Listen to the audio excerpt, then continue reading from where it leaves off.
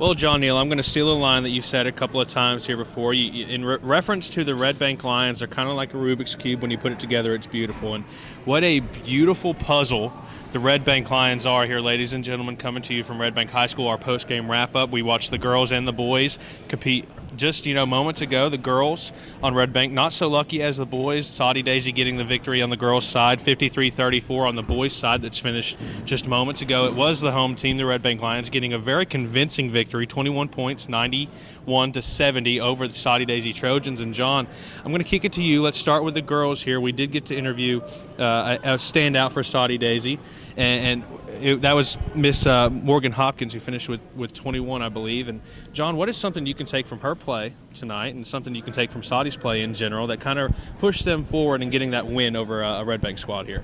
Well, dating all the way back to early November, I spoke with Coach Drew Lyons. He felt Morgan Hopkins could be a girl that could really splash on the scene this season as a junior, and she would only get better as the season's gone on. Well, Taylor, we've seen them the last 3 Thursdays in a row, and every Thursday you can tell that it continues to build on her game. She said some of her strength coach, Coach Hensley, was a little upset with her only scoring 4 the other night. Now, scoring points in any kind of game, you can pat yourself on the back, but she's a scorer, she's a player for them.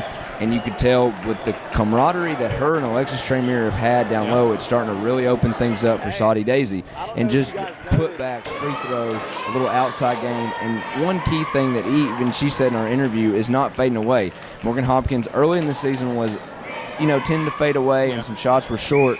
Well, now she's attacking the basketball. Right. And she's attacking that goal, and that's what Drew Linus needs and those Soddy Daisy Lady Trojans need. They need more players to attack the basket and not worry about let's run the offense or let's make it go through Brooke Hill. You got to take it upon yourself like Morgan Hopkins did tonight, and she really did a great job both offensively and defensively, also getting teammates involved like Alexis Tremere, who's been their fabulous freshman. Sure, and you kind of keyed on it, but when the Lady Trojans looked the best to me on the night was when they were moving their offense. They were going in and out with their passes, bounce passes into the low post, and then offensive rebounds and putbacks. Miss Alexis Tremere has been huge on the offensive glass all year and really continued that trend, as well as Miss Morgan Hopkins as well, and really steals. I know Summer Ghaffari, Morgan Hopkins had a pair of steals and leading to easy layups on the other end. So Soddy's defense is what I'm going to take away from it, as well as really a methodical kind of approach on the offensive side.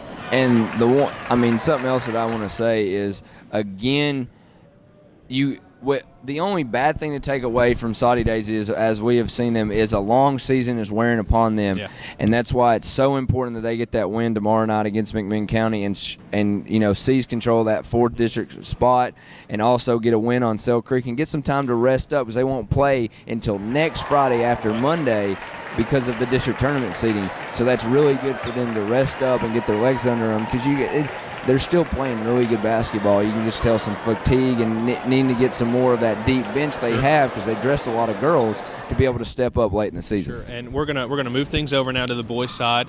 Like I said earlier in the program here, Red Bank able to get the victory at home, 91-70, and really what was.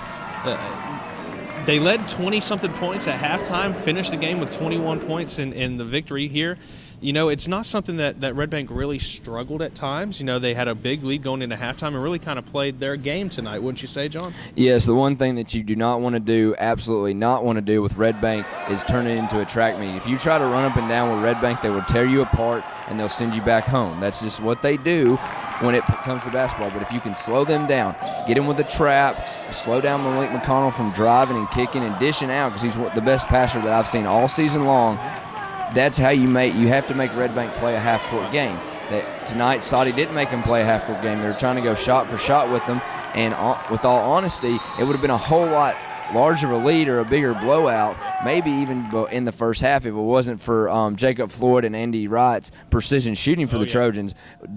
Almost over double-digit three-pointers tonight for the Trojans, and that's something really significant to take away, because both teams came in needing a win, needing a momentum win, a good win against a rival. That's what you can really do pressing forward in the district tournament, and that's what Red Bank needed tonight after a close loss to Central on Tuesday. And you kind of keyed on it. Andy Wright for Soddy Daisy, he's been a sharpshooter. We've seen him a couple of times, including tonight. He finished with 25, I believe. And, Jacob Floyd, the other nice shooter that Soddy has, finished with 16. And, that's pretty good for those guys, double digits for both of them. But it was answered, and quite emphatically, I must add, by the Red Bank Lions. Will Davis finished with 23, leading his team in scoring. Malik McConnell with 18, but Tredell Autry with 21. The most emphatic 2 points here with this assist from Will Davis, dunk over a Soddy Daisy defender, rather. But John, you talked to Malik McConnell, you talked to Will Davis here. You've just witnessed that here on our wrap-up here. But what is something that maybe those two players didn't do right tonight? I'm going to throw you a curveball here. What's something that, a 21-point win is, something that you can be confident in, but what's something that Red Bank needs to maybe tweak moving into the divisional tournament?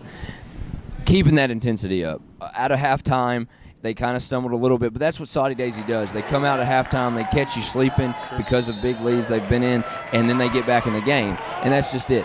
Even though after a big dunk or a big defensive stop, Will Davis had a huge block that actually led to a questionable foul, but that's where you need to turn back around. They do it 90% of the time. They turn back around, run down, get on the defensive end, but that other 10% is what's going to lead to a loss early in the district tournament or a big win for them.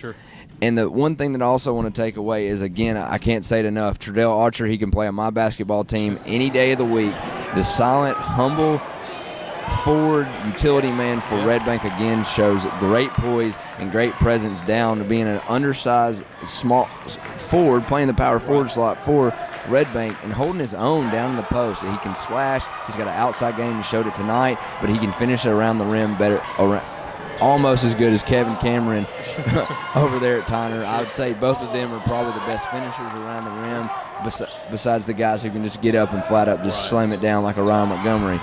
But Tredell Archer, again, really impressive tonight. I think he is what we would call the X factor for the Red Bank Lions pressing forward in the district tournament, because if he can get going like they did tonight, they could surprise a lot of people, because they were really emphasizing the formula that Nick Fike is bringing to the table. And if they do the formula, which I think Coach Fike has written up on that board, and they practice it every day, and he keeps reiterating it.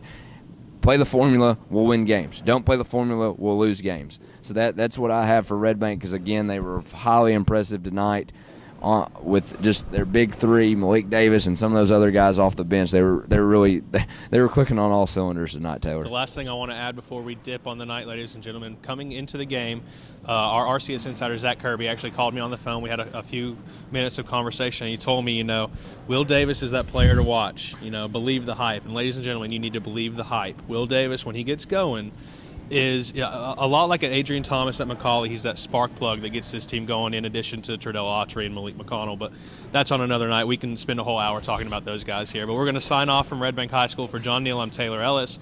A good quality win here for the boys. Kind of a stumble for the girls, but all in all, great basketball here from Red Bank High School. Thank you so much for joining us here. Be sure to check out the site, all the social media. Use the hashtag RCS Hoops. If you're out and about and want to send us some scores, we're checking that stuff. But thank you so much for joining us here from Red Bank High School. For John Neal, I'm Taylor Ellis. Thanks, guys. We'll see you next time.